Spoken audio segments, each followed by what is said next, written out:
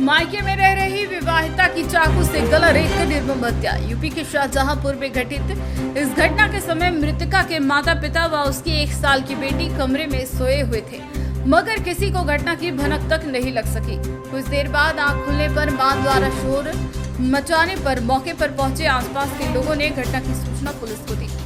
Police बल मौके पर पहुंचे एसपी ने घटनास्थल का निरीक्षण किया व शव को पोस्टमार्टम के लिए भिजवाया। पुलिस ने मृतक का मोबाइल अपने कब्जे में लिया है, जो आसपास लगे सीसीटीवी कैमरों के फुटेज खंगालने के साथ साथ मृतका के पति समेत अन्य लोगों से पूछताछ में लगी है। वहीं परिजनों ने किसी से रंजिश होने की बात से इनकार किया है।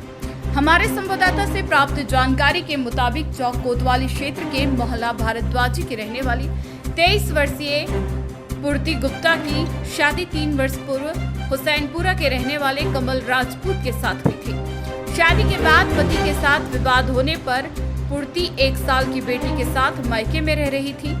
गुरुवार की रात पूर्ति अपनी मां वंदना, पिता अजय गुप्ता व बेटी के साथ कमरे में सोने के लिए लेट गई थी, जबकि उसका भाई पवन शाम के समय हरिद्वार जाने के लिए निकल गया था।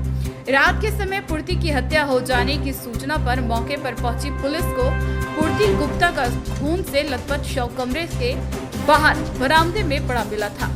मृतका की मां वंदना के अनुसार पति पत्नी के बीच घरेलू विवाद के बाद बेटी को घर लेकर आए थे। गुरुवार को पूर्ति ने पति कमल के खिलाफ दहेज उत्पीड़न की रिपोर्ट दर्ज कराई थी। रात में एक बेड पर हम पूर्ति और उसकी 1 साल की बेटी लेटे थे, जबकि दूसरी चारपाई पर पूर्ति के पिता लेटे थे। रात में कुछ आवाज आने पर उठकर देखा तो बरामदे में बेटी जमीन पर पड़ी थी। उसके गले पर चोट का निशान था और खून बह रहा था। उसकी आंखें खुली थी मगर कुछ बोल नहीं पा रही थी। हमला किसने किया यह देख नहीं पाए। करीब 2 महीने पहले दामाद अपने साथियों के साथ घर पर लड़ने के लिए आया था। उसने पूर्ति पर हाथ भी छोड़ दिया था और पुलिस बुलानी पड़ी थी। सीओ सिटी सौम्या पांडे ने घटना का जल्द खुलासा देने का आश्वासन दिया है।